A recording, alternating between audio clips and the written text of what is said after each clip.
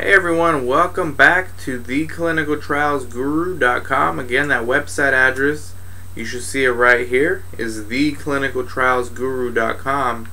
If you haven't been checking it out by now, what are you waiting for? You have to. If you're interested in clinical trials, if you work in the industry, if you know someone who's thinking or even considering joining a clinical trial for any reason, whether it's for money, whether it's to seek better treatment, whether it's because a doctor recommended you to do so, check it out. We do this for you guys. We got interesting guests that come on all the time. We got videos that myself and Don make to kind of explain and demystify clinical trials, as we like to call it, discussing clinical trials in plain English. We've also got this ebook that I have. It's free. If you want it on your Kindle, though, it's 99 cents, but otherwise you can get it as a PDF file for free. Just go to the site and click on free ebook. It's the banner on the top. I've got mine here on my Kindle app for my iPhone. This video that I'm going to do today is taken actually from a chapter from the book, because I got asked a question from someone, and I love getting questions. It's called my book's called Clinical Trials Demystified, but the person had a question. It's a very, very interesting question. I'm sure a lot of other people have these type of questions. It's what to expect during your first visit in a clinical trial. A lot of people are interested in studies. Maybe they've already have a screening visit scheduled, and of course they're a little nervous about what's going to happen at the clinical trial. Let me explain. The first visit, you're going to have an informed consent.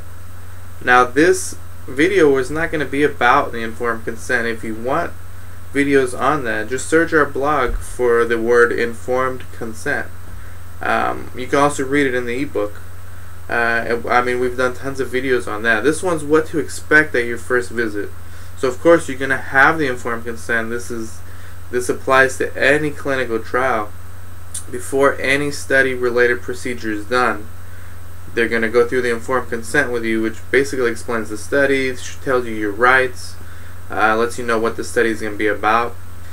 Okay, after the informed consent, which you'll sit in a private room with a doctor or with a member of the study team, and go over all the legal aspects and all the aspects of the clinical trials. Here's what you can expect once you're done with that.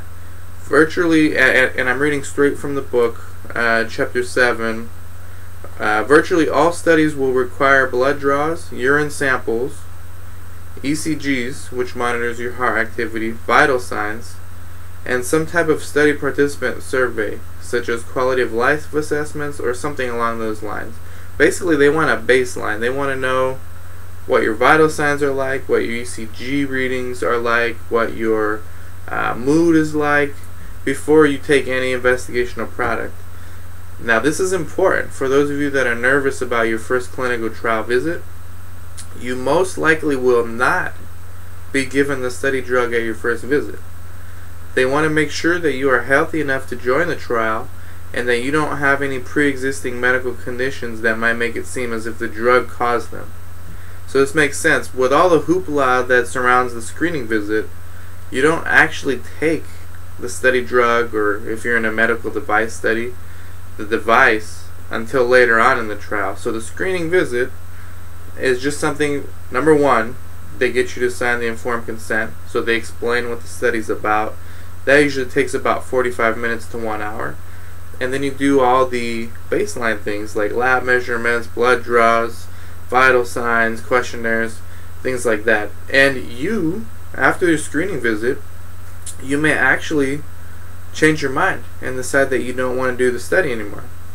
And you have every right to do so. You can quit the study at any time. So even if you do get screened, you go home, you look at the informed consent, and you say, you know what, I changed my mind. Nothing really bad happened at the screening visit, but I'm just having second thoughts. You don't have to go back to the clinic anymore.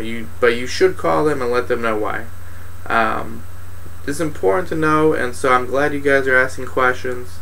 These are real life questions that need to be addressed. So this video addresses what you can expect at your very first clinical trial visit. Let me know if this helps, and keep them coming. And like I said, if you want much more detail on the informed consent, do a search on our blog. And Don actually did a great video recently on the informed consent, so check it out. This is Dan from theclinicaltrialsguru.com. Please keep the questions coming. Thank you.